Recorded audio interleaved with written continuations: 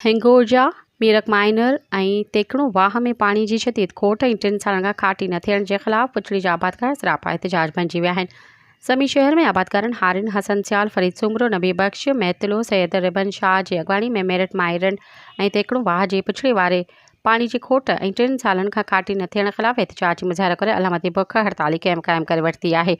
एहतजाज कंदड़ आबादकारनि हारिन मीडिया से ॻाल्हाईंदे चयो आहे त तेकड़ों वाह मीरक माइनर जे गुज़िर 3 साल खां खाटी न थियण सबब मुकम्मल तौर ते मिटी ऐं गंदगाह सां भरिजी वयूं आहिनि, जंहिं सबब पिछड़ी में पानी नथो पहुचे। हिन वक़्तु वण जी पोखाई जी सीज़न शुरू थी वई आहे, पर असां वटि पाणी अणलभ थी वियो आहे, जंहिं करे पोखाई शुरू न थी सघी आहे। हुन चयो त आपाशी खाते जे कामोरनि जे ऑफिसर जा चकर काटे थकिजी पिया आहियूं, पर केर बि तदारुक नथो करे।